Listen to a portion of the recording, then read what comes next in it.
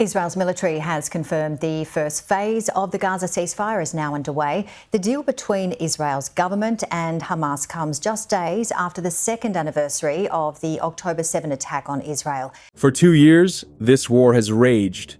World leaders tried and failed. Negotiations stalled. But this past week, everything changed because of one man, one public demand that no one saw coming. This is the story of how Donald Trump just forced a potential end to the Israel-Hamas war. In a move that stunned the world, President Donald Trump took to Truth Social and did what many thought was impossible. He publicly and unequivocally told Israel to stop the bombing. Now, this wasn't a behind-closed-doors suggestion. This was a direct order to a key ally, and it instantly shattered the diplomatic stalemate. Why? Because as one Gaza resident put it, Trump is seen as the only one with the unique influence to force Israel to comply. And within hours of his statement, Hamas, feeling the pressure, announced it was prepared in principle to release all remaining hostages as part of Trump's proposed ceasefire framework. The logjam was broken.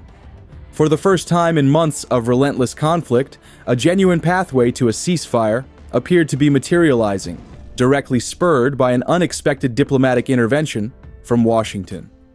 The catalyst was our U.S. President Donald Trump, who publicly called for Israel to halt its military campaign, a move that resonated deeply with weary residents who have long viewed the American administration as firmly aligned with Israel. On the ground, the effect was immediate and emotional. After months of terror, a fragile hope appeared. You heard from people like 24-year-old Jamila Al-Sayed, who, despite the ongoing danger, felt a surge of optimism strong enough to make her stay in her Gaza City home. And Sami Adas, a father of 5 who's been living in a tent, called it a profound day of joy, the first in 2 years. For them, this wasn't just politics, it was a lifeline. The goal is simple: a lasting ceasefire and the return of hostages taken on October 7th, 2023. This declaration prompted the president's direct and public appeal to Israel.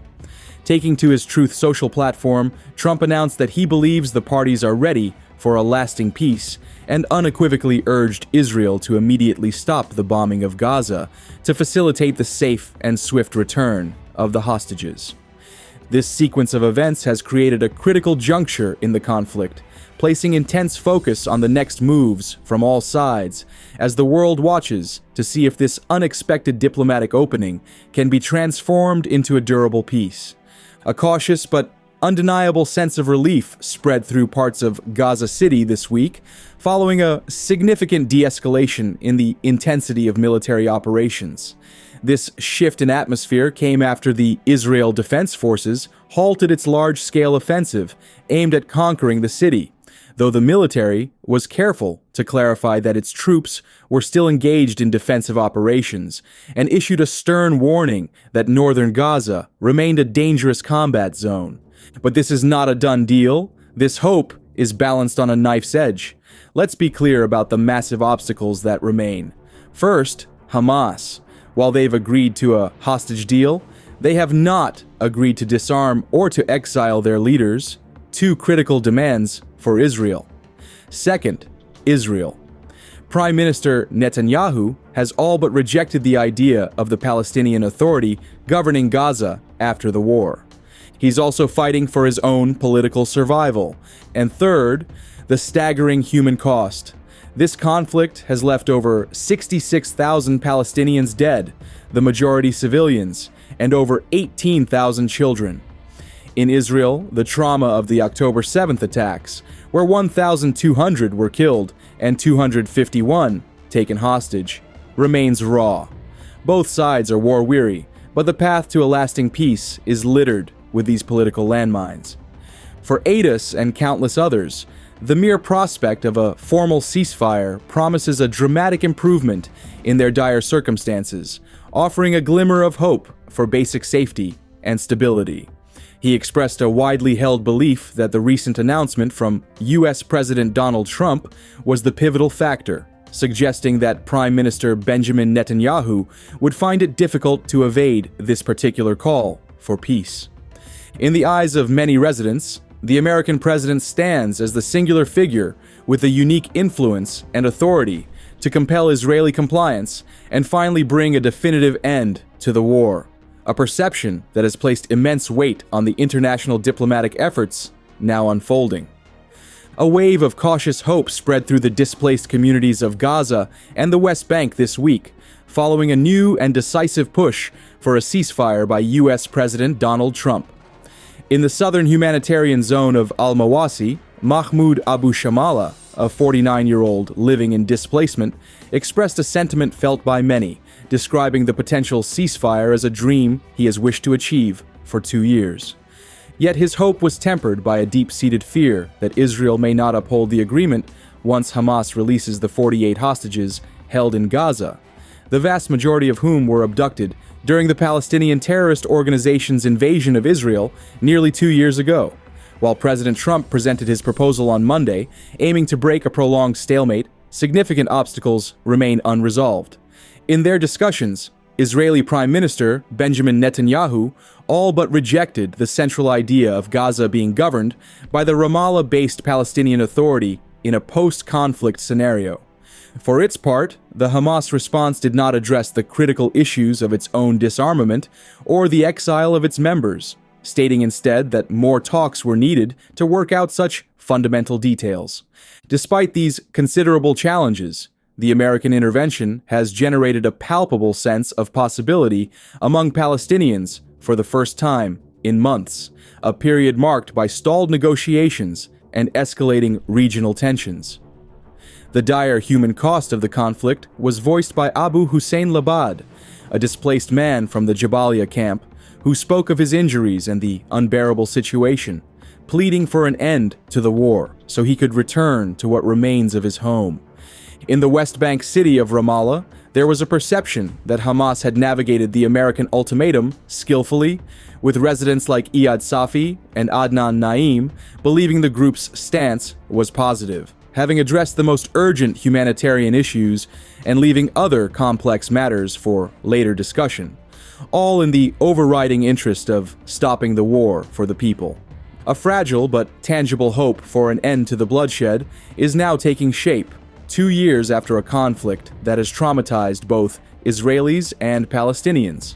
A potential deal, brokered through intense international diplomacy, offers a path to stop the killing in Gaza and secure the return of Israeli hostages, both living and deceased, to their families. This represents a critical opportunity, though its realization remains uncertain, dependent on the final decisions of both Hamas and the Israeli government. The timing of these negotiations is a grim coincidence, occurring exactly 2 years after Hamas militants inflicted a deep and still acute trauma on Israel. The October 7th attacks resulted in the deaths of approximately 1,200 people, most of them Israeli civilians, and saw 251 individuals taken hostage into Gaza. Israeli authorities now estimate that 20 of those hostages are still alive, and they are also seeking the return of the bodies of 28 others. In response, Israel launched a devastating military campaign that has left much of Gaza in ruins. The human cost has been staggering, with the Gaza Health Ministry, a body that is part of the remaining Hamas administration, but whose statistics have historically been regarded as reliable, reporting more than 66,000 Palestinian deaths, the majority of whom are civilians, and include more than 18,000 children. Some independent analyses, including a study in the renowned medical journal The Lancet, have suggested these figures may even be an underestimate. The desire for an end to the war is pervasive on both sides. Israeli society is war-weary, with polls indicating a majority support a deal that prioritizes the return of hostages, and hundreds of thousands of army reservists are eager to return to their civilian lives after many months of active service. Meanwhile, the more than 2 million Palestinians in Gaza are enduring a severe humanitarian catastrophe, caught between the firepower of the Israeli military and a man-made famine created by Israeli restrictions on aid that is causing widespread hunger. The Hamas organization that carried out the devastating attack 2 years ago has long since been broken as a conventional military force, transforming into an urban guerrilla movement, mounting an insurgency from the rubble. Its current objective is survival.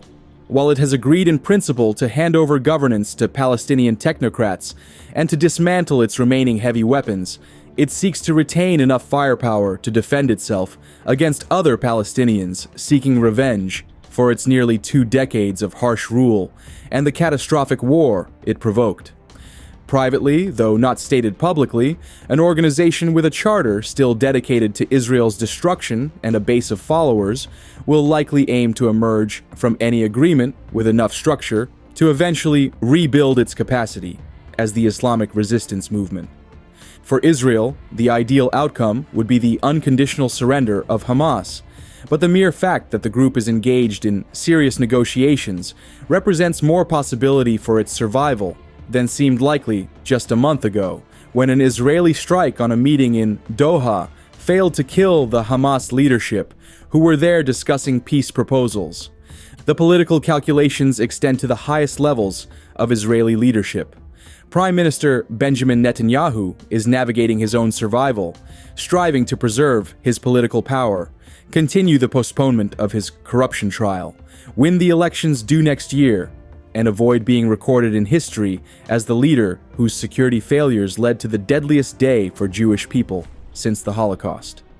Donald Trump, a figure of immense political influence, has thrown a massive rock into the pond. He has forced a conversation and created an opening that didn't exist a week ago. The guns haven't fully fallen silent, but for the first time in a long time, people in Gaza and Israel are allowing themselves to dream of an end. This ceasefire, brokered under American pressure, is incredibly fragile. It's a pause, not yet a peace.